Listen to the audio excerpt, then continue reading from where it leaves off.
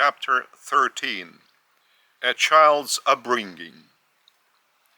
While growing up, a child is naturally seeking answers to everything that surrounds him and that he sees. Therefore, one of the most significant parts in the raising of a child by the parents is their explanation of the whole ambience to their child with much love and patience. And that means the parents themselves must also be well-educated people.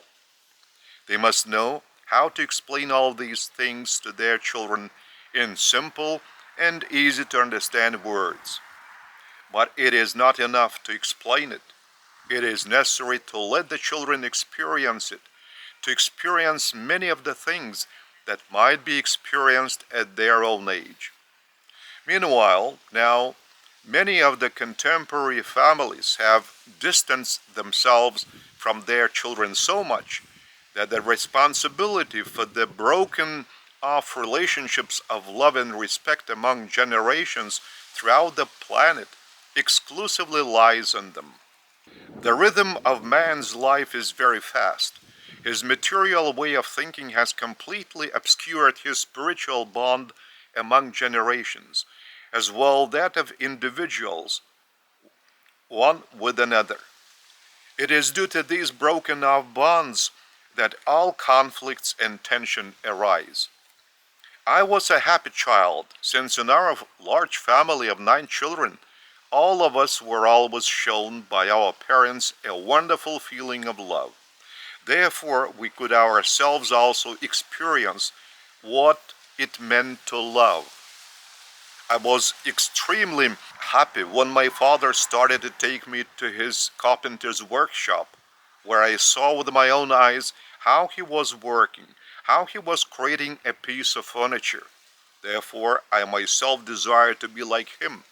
And I was even happier when he was patiently teaching me how to handle the tools, how to create something by myself. My father could not explain to me many things that I showed interest in, but he always did confess to me that he did not know it. And his confession did not in the least reduce my love for him. It seemed to me still, as a little child, that he had to know everything and about everything. For who else could know more than he? And his first answer about thunder and lightning, I don't know, upset me, that he was not the one to know all things. But because of this answer, my love for him did not change. Therefore, parents must always remain sincere so that their child would feel the same vibrations being channeled through their sincere confession, that they might not know something. But at the same time, they must also know more, not to let down their little ones at least, because the environment around them is so diverse and their searches are so penetrating and pure, and they desire to experience everything so much. These desires are natural. Every baby is born with such desires, and the parents can efficiently handle all these sincere questions and satisfy their inquisitiveness only if they were striving for a deeper knowledge and perception of the ambience themselves. Parents, by their attitudes, lay the foundation for their own future through their children, and not merely for their own personal future, but also for that of the whole society, of all humanity. While I was growing up, my conversations with the Heavenly Father became more frequent and deeper. I enjoyed climbing together with my father up a big hill on the outskirts of Nazareth and looking around the vicinity stretching out far before us. On a sunny day, I could even see a dim view of the sea at a great distance, and such outings were among my most pleasant experiences. During these trips, my father would show me where there were Greek Gentile cities. He would point out the direction of the Jewish holy center of Jerusalem, with its grand synagogues and many magnificent Jewish festivals. I could grasp quite well from these stories how unhappy the Jewish people were. My father would sigh in sadness because they had to serve the Gentiles rather than the Jews, since they were under the Gentile oppression.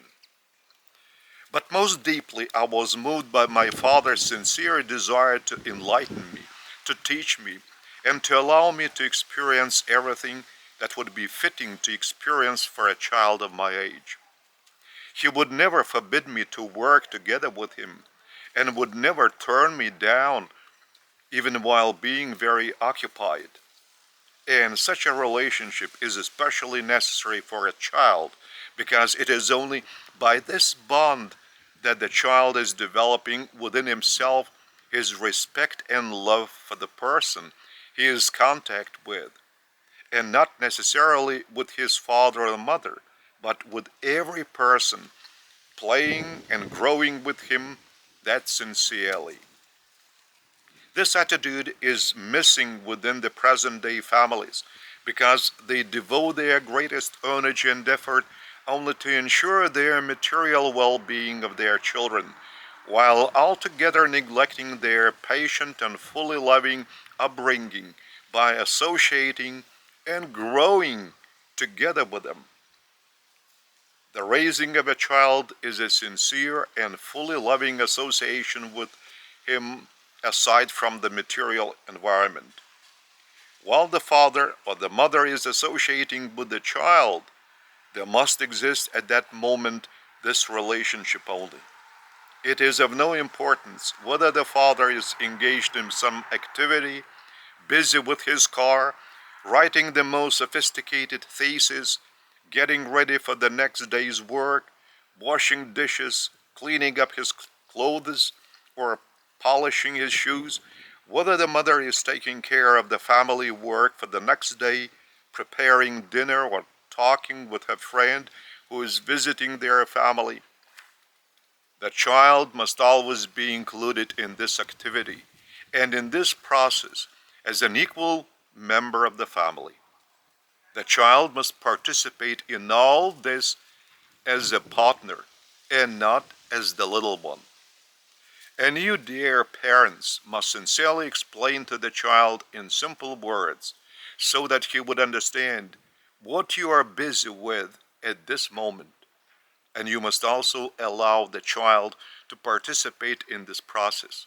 It is not important that the child will fail to perform some function the way you want it.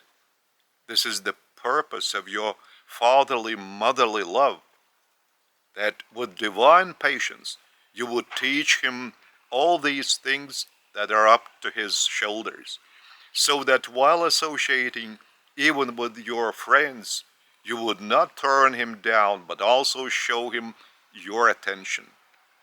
This attention and sincerity make up that living bond that love is based on.